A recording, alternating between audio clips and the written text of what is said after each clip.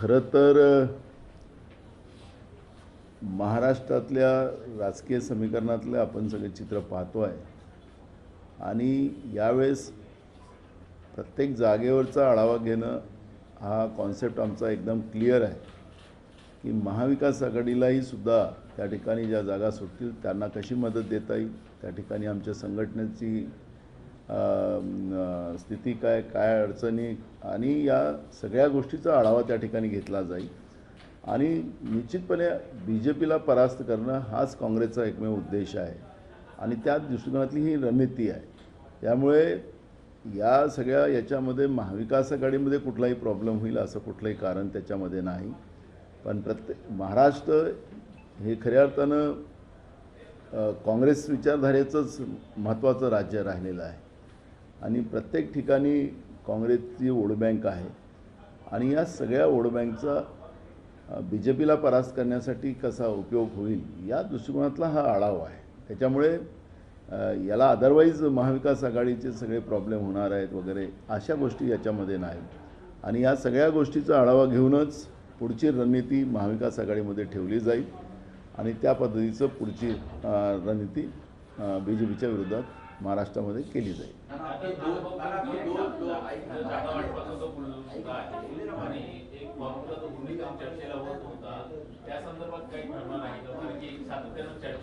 नाही, अजून जागा वाटपाचं कुठलंही अजून निर्णय झालेले नाही आणि जागा वाटपाचं जेव्हा निर्णयाच्या वेळेस सगळी प्रत्येक पक्षाचे आमचे 3 पक्ष आम्ही महाविकास आघाडीमध्ये आहोत, अजून आमच्या याला समाजवादी आहे, शेकापा आहे, कम्युनिस्ट आहे, या सगळ्यांनाही त्या ठिकाणी विश्वासात ज्यावेळेस जागा वाटपाचा घेतला जाईल आणि त्या दृष्टिकोनातला हा सगळा प्रयत्न आहे। पण ज्या ठिकाणी कारण की काँग्रेसचं वोट बँक पूर्ण महाराष्ट्रामध्ये आहे आणि या वोट बँकला कसं एकत्रित आणता येईल आणि BJPला परास्त करण्यासाठी कुठली रणनीती केली जावी या दृष्टिकोनातला हा प्रयत्न आमचा आहे।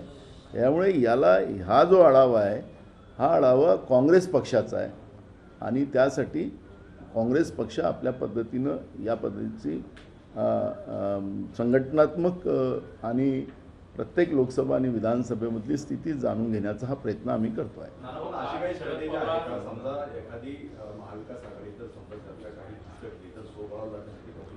बघा, मुद्दा फिसकटण्याचा प्रश्न नाही, महाविकास आघाडी पक्की आहे, फक्त जी काही स्थिती आहे त्याची प्रत्येक पक्ष आपल्या आपल्या पद्धतीनं त्या पद्धतीचं रिव्ह्यू करतो आहे, त्यामुळे याला अदरवाईज घेण्याचं कुठलं कारण नाही।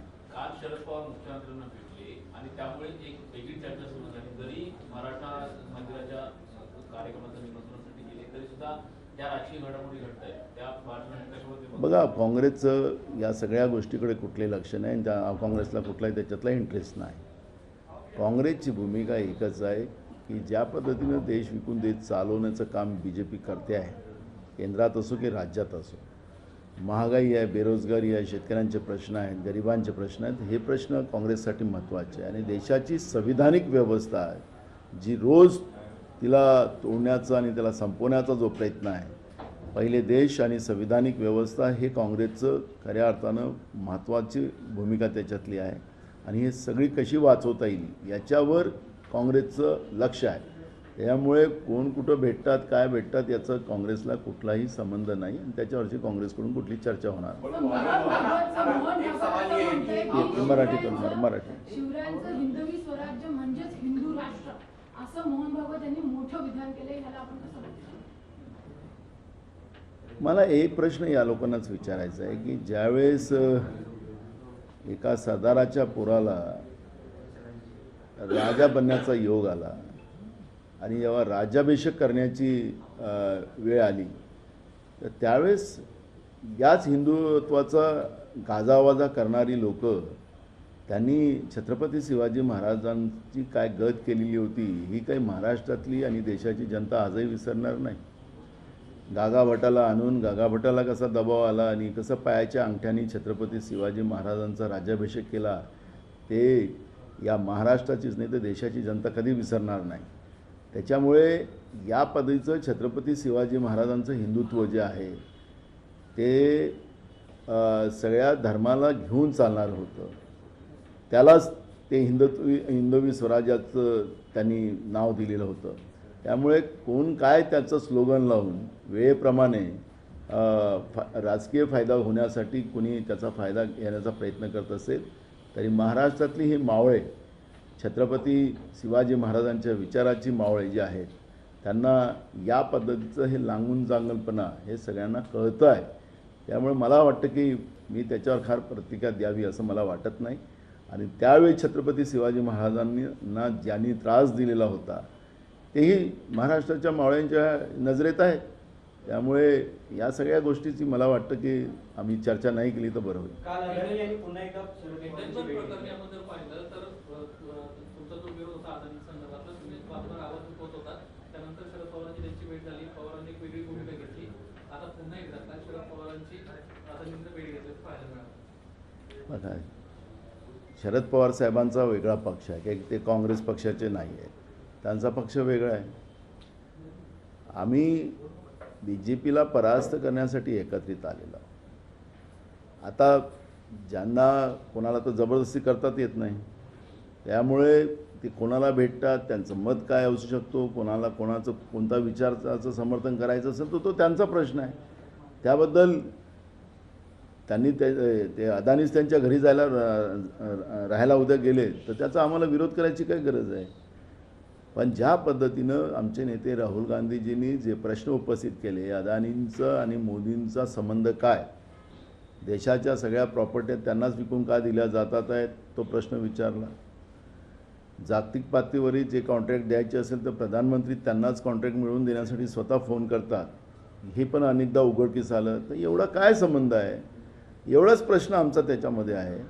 अदानीचं एवढं संबंध काय, देशातल्या जनतेचे LICमधले असलेले पैसे, SBIमध्ये असलेले पैसे, प्रॉव्हिडंट फंडाचे पैसे, कर्जरूपानं अदानीला जे केंद्रातलं नरेंद्र मोदीचं सरकार देते आहे, त्याच्यामागचा उद्देश काय, त्या खोट्या कंपन्या ज्या आहेत त्या खोट्या कंपन्यांना या सगळ्या गोष्टी दिल्या जातात आहेत.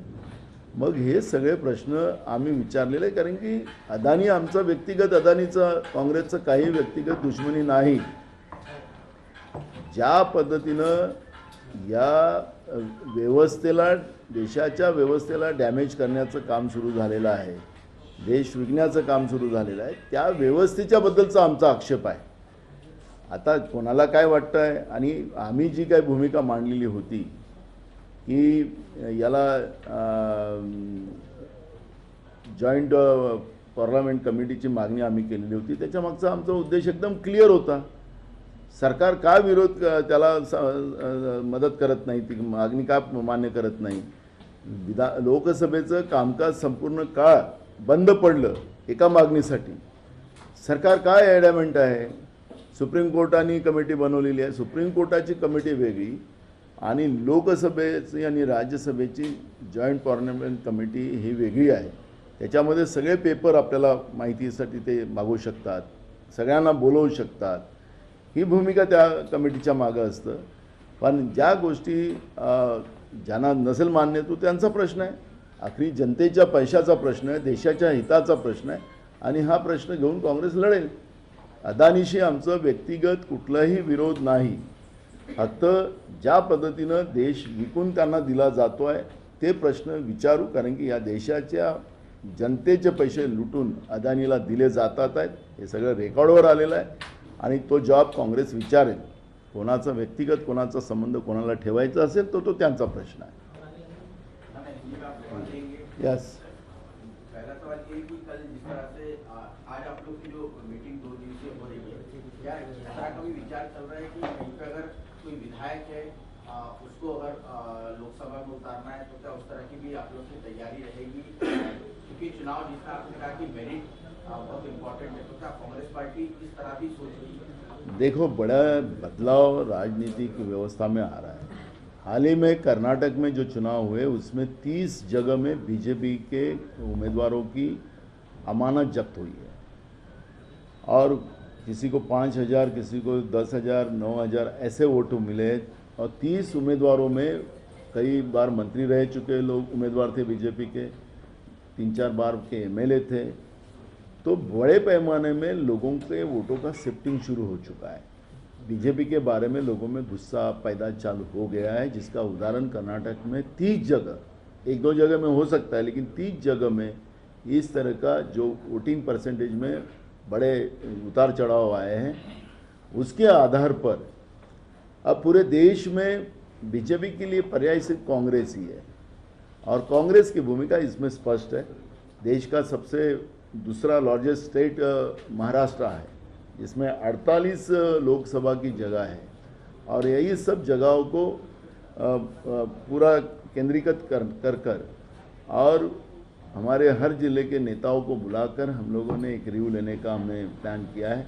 उसमें 288 विधानसभा की सीट है और हमारी 48 लोकसभा की सीट है।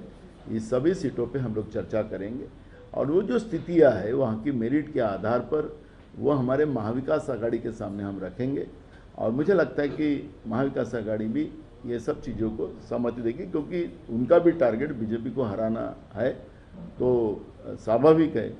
और महाराष्ट्र वैसे भी कांग्रेस विचारधारा का हमेशा रहा है और कांग्रेस का जो वोट है वो महाराष्ट्र के हर जगह है और ये सब वोटों को पूरे इकट्ठा करना, ये आज के मीटिंग के पीछे का हमारा मूल उद्देश्य है। सर, कैबिनेट की बैठक में एक फैसला लिया गया जिसकी वजह से पवार साहब ने कल मुख्यमंत्री से मिले, जो जानकारी सामने निकल रही है कि कोऑपरेटिव सेक्टर्स में जो 5 साल जिन्होंने वोटिंग नहीं किया या फिर जो मेंबर्स एक्टिव नहीं है, उनके अधिकार जो है वो सरकार ने निकाल लिए हैं। इससे कांग्रेस और एनसीपी का जो कोऑपरेटिव सेक्टर में बोलबाला है उसको कहीं ना कहीं कम करने की कोशिश की जा रही है। ऐसा लगता है आपको कि ये फैसला देखो, जो भी अभी महाराष्ट्र में एपीएमसीबी के चुनाव हुए उसमें भी बीजेपी को परास्त होना पड़ा।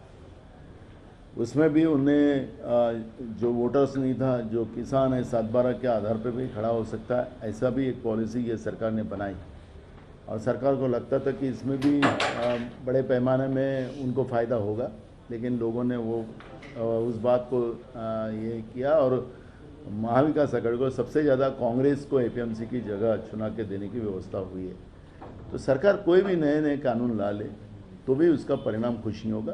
बीजेपी के विरोध में लोगों में गुस्सा है और कांग्रेस ही उसके लिए पर्याय है और महाविकास आघाड़ी उसके लिए पर्याय है। सर, ये पवार साहब और मुख्यमंत्री की मुलाकात, फिर अदानी और पवार साहब की मुलाकात, इसको आप किस चश्मे से देखते हैं? आपको क्या लगता है कि राजनीति इसके पीछे कुछ नजर आती है या कुछ और? नहीं, हमें पवार साहब की एक अलग पार्टी है, वो अदानी से मिले या राज्य के मुख्यमंत्री से मिले, वो उनके पार्टी का निर्णय, वो किसी को भी मिल सकते हैं, किसी विचार को अपना सकते हैं, उसके लिए हमारा कोई ज़बरदस्ती तो हो नहीं सकता।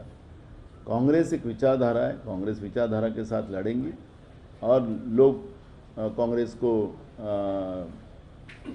साथ देंगी और मुझे लगता है कि आने वाली सरकार भी देश में राहुल गांधी जी के लीडरशिप में देश में बनेगी। तो इसलिए ये पवार साहब अदानी जी से मिले या मुख्यमंत्री से मिले, वो उनका इशू है, उसको हम बहुत हमारे पार्टी में उसका चर्चा का विषय नहीं बन सकते। आपने कहा कि कांग्रेस के बिना पर्याय नहीं है, तो वहीं पे नीतीश कुमार ने महाविकास आघाड़ी के 2 नेताओं से मुलाकात की थी, शिवसेना और एनसीपी से। अब उन्होंने बिहार में अपनी एक बैठक बुलाई है, आमंत्रित किया। कांग्रेस की क्या इससे दूरियां बना के रखी? नहीं लगता है कि 2 पार्टियों के साथ लेना और कांग्रेस को अलग रखना? देखो, आपका एक गलत फहमी है। यूपीए के अध्यक्षा हमारी नेता सोनिया गांधी जी है और नीतीश कुमार जी उस यूपीए के समन्वयक हैं। जितने भी जो स्टेट पार्टियां हैं देश भर में जो बीजेपी के विरोध करती है, उस सब पार्टियों को इकट्ठा करना ये नीतीश कुमार जी के ऊपर जवाबदारी है और नीतीश कुमार जी उसको बेखूबी से निभा रहे हैं। पटना में 12 तारीख को उसकी मीटिंग है, समय आए तो खड़गे जी भी जाएंगे, राहुल जी भी जाएंगे उस मीटिंग में। तो ये आखिरी कांग्रेस देश की सबसे बड़ी पार्टी है, नेशनल पार्टी है और हमारी भूमिका ऐसी है कि जितने भी जो वोट विभाजन की व्यवस्था बनती है उसको रोकी जाए और सब ने एक साथ मिलकर, क्योंकि देश की संवैधानिक व्यवस्था को संभालना ये कांग्रेस का सबसे बड़ा दायित्व बनता है, देश को बचाना ये कांग्रेस का बड़ा दायित्व बनता है और नीतीश कुमार जी इस यूपीए के समन्वयक है और वो उनकी जवाबदारी से वो काम कर रहे हैं, इसलिए अलग हम लोग नहीं हैं, हम एक हैं। बीजेपी मुस्लिम लीग को लेकर कई सवाल उठा चुकी है। राहुल गांधी ने कहा है कि मुस्लिम लीग सेकुलर पार्टी है। ये आपको किसी ने गलत उसको फिट किया है। वो मुस्लिम लीग पार्टी की कोई है ही नहीं वैसा, तो उसके लिए सेकुलर ये विषय कैसे हो सकता है, और ये किसी से गलती से फिट किया है। सर काल म्हणजे राष्ट्रवादीने जो आढावा घेतला तर त्यांनी पुण्याचा देखील आढावा घेतला, लोकसभा घेतला. आपण पण आढावा घेणार आहात. तर पहिलीच ही परीक्षा आहे की पुणे लोकसभा पोटनिवडणूक झाली तर काँग्रेस राष्ट्रवादी दोघांनी दावा केला. मला असं वाटतं की आता पोटनिवडणुका होतील असं काही वाटायचं कारण नाही, कारण की आता 1 वर्षाच्या आत या सगळ्या निवडणुकीचा कालावधी आलेला आहे. येणाऱ्या फरवरी महिन्यामध्ये लोकसभेची जनरल निवडणुकीची आचारसंहिता लागू शकते. तर आता फरवरी महिना आता राहिला अंतर आपल्याजवळ 6 महिन्याचं, तर मला असं वाटतं की या पोटनिवडणुका काही होणार नाही असं आम्हाला जो अंदाज आहे त्याच्यावर मी तुम्हाला सांगतो आहे. झाली तरी काँग्रेसची तयारी आहे, पण जनरल निवडणुका ज्या लोकसभेच्या त्या येत्या फरवरीलाच त्याच्या आचारसंहिता लागणार आहे. त्यामुळे मला वाटतं की पोटनिवडणुका हा विषय आता पोटातच राहील की काय असंच मला आता जाणवत आहे. आपको आखिरी में ऐसा आप लोग का असेसमेंट है कि जो चुनाव है पुणे का वो सरकार नहीं करा रही है? आखिरी लोकसभा का जो कालावधि का जो इलेक्शन का पीरियड होता है वो 1 साल के ऊपर का होना चाहिए, और असेंबली है वो 6 महीने के ऊपर का, ऐसा चुनाव आयोग के नियम है. अब मुझे लगता है कि आने वाले फरवरी में हमारा जो लोकसभा के जनरल चुनाव के आचार संहिता लग सकती है. तो ऐसे समय में ये उपचुनाव हो गए ऐसा हमें नहीं लगता, लेकिन कांग्रेस पार्टी की तैयारी है. लोकशाही मराठी ऐका, पहा, जागरूक रहा.